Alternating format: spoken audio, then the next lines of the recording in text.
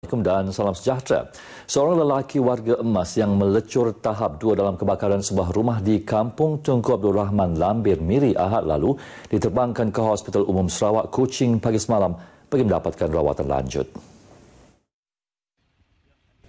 Ahli Parlimen Miri Dr. Michael Teo Yew Keng yang turut bersimpati akan nasib yang menimpa warga Mas berkenaan sempat melawat mangsa di Pangkalan Udara Miri sebelum diterbangkan ke Hospital Umum Sarawak sekitar pukul 10 pagi. Dr. Teo berkata mangsa yang sebelum ini ditempatkan di Hospital Miri terpaksa dikejarkan ke Hospital Umum Sarawak dalam kadar segera ekoran kecederaan yang dialami. Beliau dalam pada itu melahirkan penghargaan kepada semua pihak yang terlibat termasuk bomba atas tindakan pantas bagi menyelamatkan mangsa. Dalam kejadian Ahad lalu, mangsa Francis Chong Hong Kong, 80 tahun yang tinggal berseorangan, dilaporkan melecur 27% di badan selepas dipercayai cuba menyelamatkan barangan di dalam rumah semasa kejadian kebakaran itu. Walau bagaimanapun, mangsa sempat diselamatkan oleh jiran berhampiran, Tian Mong Ho. Kerajaan Pakatan Harapan PH komited untuk membawa lebih banyak perubahan dalam memperkasa agenda pembangunan yang bersifat holistik kepada negeri Sarawak dan negara secara keseluruhannya.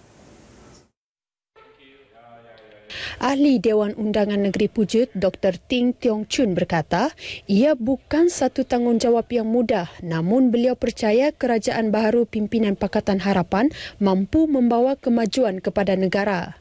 There are more changes to come through, and after 55 years, we know that this is not an easy task. It's going to be a very difficult task, but we are on the way to be more successful. We are on the way to become a developed society.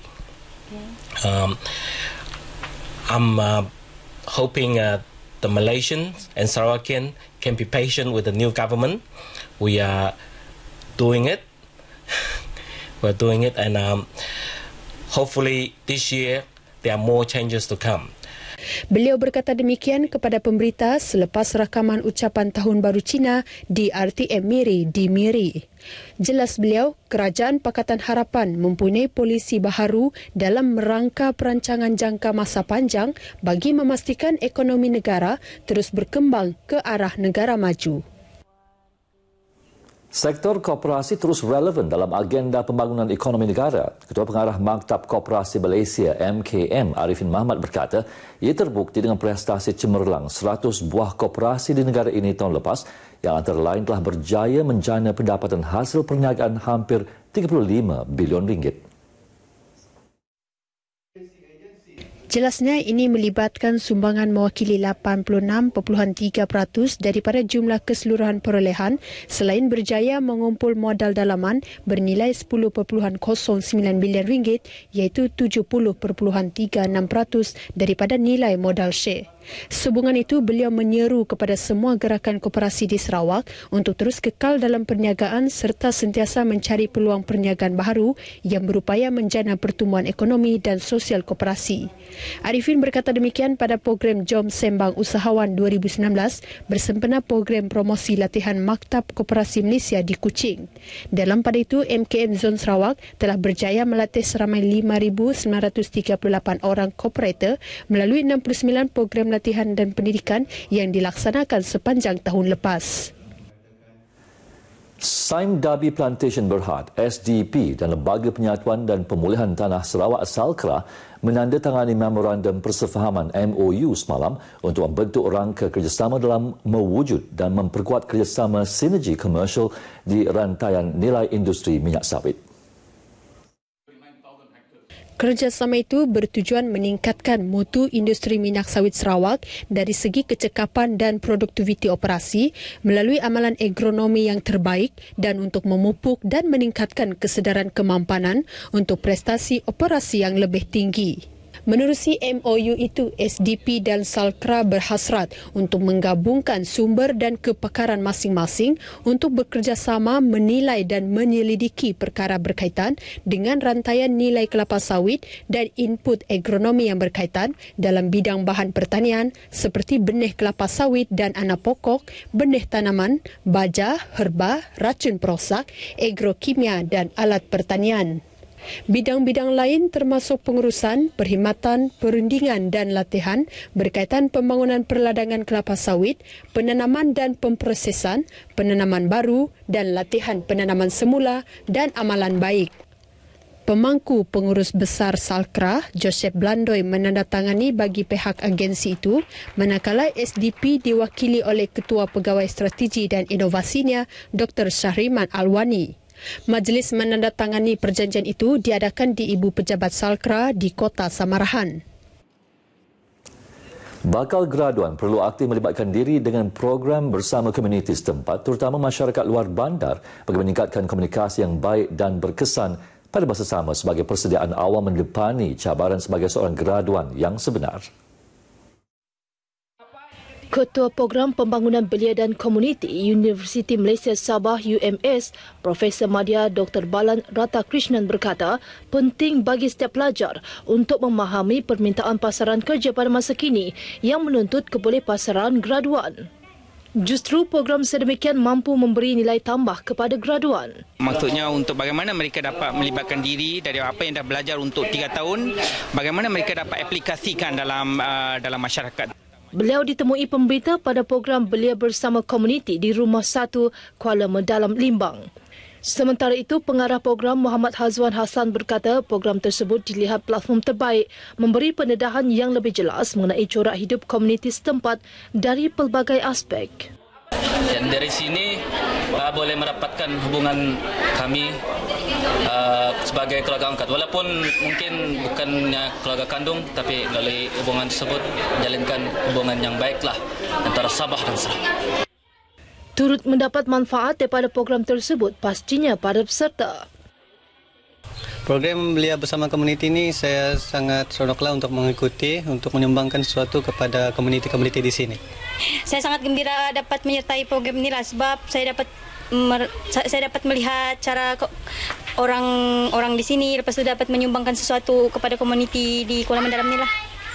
Pelbagai pengisian menarik bersama komuniti di Kuala Medalam dijalankan sepanjang 6 hari program itu berlangsung bermula 28 Januari sehingga 2 Februari 2019.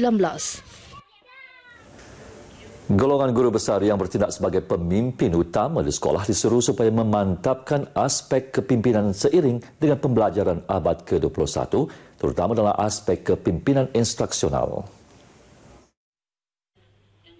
Pegawai Pendidikan Daerah Miri, Syirini Mastura Muhammad Zulkifli menegaskan, kepimpinan instruksional menekankan peranan pemimpin sekolah sebagai peneraju, pembimbing dan pendorong.